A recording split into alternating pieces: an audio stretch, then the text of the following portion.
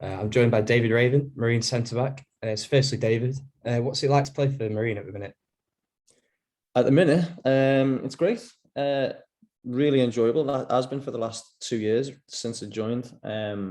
It's been a surprise. I thought my career was finished. To be honest, it was one of them where it was petering out, and then Youngie rang and said she'd come down, and it took me a couple of weeks to get fit and get going, like that first season. And since then, it's just been brilliant. The group of lads there, like football's about making memories and being with like-minded people and groups of lads. They're your main memories you take away from football. I mean, you do remember a certain like things that you've done in terms of like your achievements, but the feeling that you'll get in a changing room after a win is it's unrivaled, and that's what Marine's been about for me these last few years. It's been brilliant, and I've thoroughly enjoyed it.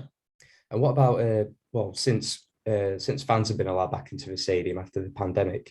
I mean, we're getting attendances of touching 1,000 every game now. So what's that like? It's great. It's great to see like everyone's jumped on board after the. It's obviously come after the cup run we had last year and building up, that bit of momentum, and then the club have put the money and the funds in the right place. Building a nice bar and area for the people to go and come and enjoy themselves. That's the whole point. Especially non-league, you can have a pint and a chat with your mate on the side, and go for a pint after, have a pie, whatever it is. And I think they've got that atmosphere in and around the stadium, and yeah, I think it's great. It's brilliant to see. I mean, there's a group of young lads there following us now, and they have been, to be fair, for a while, all last year, and that's starting to grow a little bit bigger now as well, and they're going to away games and stuff, and it's brilliant. It's really good to see. Yeah, it's great to love it. You mentioned it briefly a minute ago, but so Neil Young obviously was manager when you came to the club. What's he like to play under, and what are his sort of training methods like, if you like? He's great to play under. I've said it a couple of times before. He's the best manager outside the Football League, and he'll smash managers inside the Football League as well, 100%. I mean, I've said that to his face. I'm not, saying anything that he doesn't think that I say. So he's great. His attention to detail when it comes to big games is second to none. The way he can get that across and communicate with the players, again, second to none. And training methods, he sort of leaves to Alan Morgan. So Morgan takes the training most of the time. Whereas if we go and play a big game and we've got to come up against something different, the manager will step in and do some shape work with us, sort of like the important stuff. And but he's great like that. So yeah, for me, he's the best outside the Football League, at least, and if not, going into League Two and League One. And I've said that to him. So I just want to take you back to the beginning of your career. So how did you find your time at Liverpool, and what do you remember from any interactions with Rafa Benitez at the time? I didn't have that many. So Rafa came in. Obviously, he was new. Brought us. I remember him bringing the Spanish guys in, and I was sort of 18 at the time, sort of reserves, and started trying to work my way up. And he gave me my debut at Tottenham, and then I had a few more games under him. And he was fine with me. He was great. Everyone said he was cold and stuff like that, and I always got the feeling he was fine. The language barrier, it was probably an issue for him at the time because he was still learning English. And I remember I was due to sign a new contract. He came to see me and he said, "When's your contract up?" And I said, and he went, "Right, come and see me." So, right, okay, I did. So, right, leave it with me. So anyway, week passed, 2-3 weeks passed, and I'm thinking, I haven't heard a thing here. So I went over and I knocked on his door and I said, like, "Gaffer, get that new contract you mentioned a few weeks ago." And he went, "Yeah, sign it and shut up." And I was just like, right, all right. He got up and walked out. And that was, I don't know, what is, I don't know whether it was a mixture of English, like not understanding how you do things or what, but that was, he was just straight to the point. But I think that's probably just because, I mean, if I was speaking Spanish, I'd probably just get straight to the point as well. I was like, well, yeah. I don't know. Maybe he thought I was going in moaning and I wasn't. And he misunderstood the situation, but that was a funny memory I remember of him. Yeah. Yeah. I saw Jamie Carragher not long ago saying that all the defensive players sort of loved his training sessions. All the attacking players sort of maybe not so much. Is that something that you would back up, or? I don't know. I mean, I was in and out. I was in between that stage of reserve team, up and with the first team now and again, mostly back with the reserve team, in and out really. So I didn't know anything else to compare it to be brutally honest. That's the first me first experience of first team level. He was good with his shape work. I remember that. I remember, a little bit of guidance for me personally in terms of my body shape when I was closing people down, stuff. And he was, yeah, his attention to detail was good. But yeah, I can't comment in terms of, comparing him because I didn't really spend, a full season under him really in terms of like every session, every day. So yeah. And around that time, am I correct in saying that you were in the England youth setup?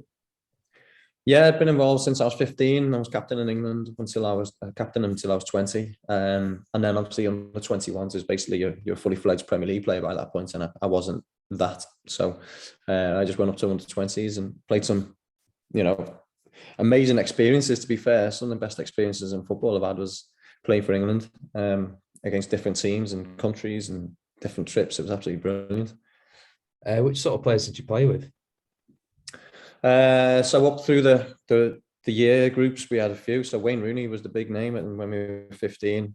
And then lads who went on to have good championship careers like Lee Croft and like Matt Sadler, like good lads like that.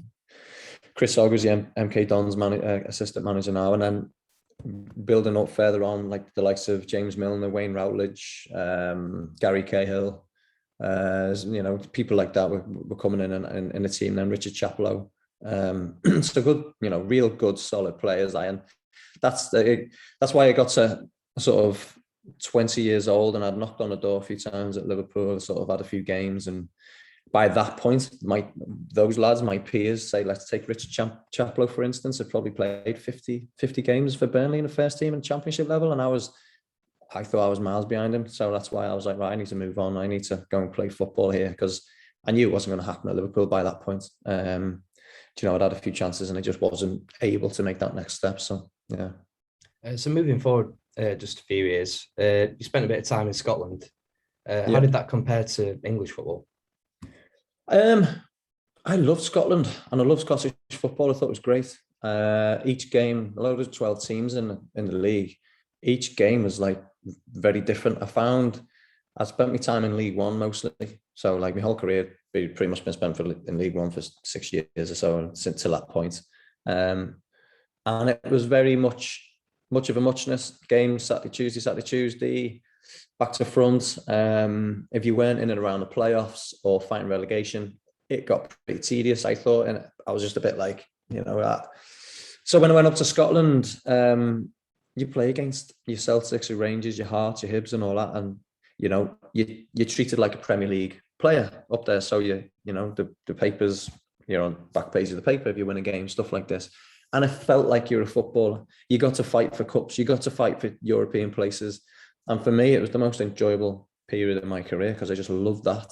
I loved going to places like Celtic and causing an upset and playing against those guys. So for me, yeah, Scotland, it was good. It was tactical. At the time I was playing, we had a great manager who came in and obviously went up under Terry Butcher at first, and then John Hughes came in and completely changed our style to a passing team, and we used to steamroll teams, and it was absolutely thoroughly enjoyable for me.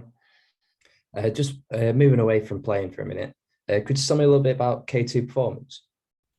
Yeah, I can. Yeah, so K2 Performance. So this come as the end of my career playing down in obviously the non-league circuit. We've created a video sharing platform for teams. So when you play, say we're playing, I don't know, Dunstan next week, we want to view their game, see what they're like. They want to view us, see what we're like. Well, everybody uploads to this platform, and from the platform there, you can dissect your own game, each other's games, and have a player recruitment in a private area.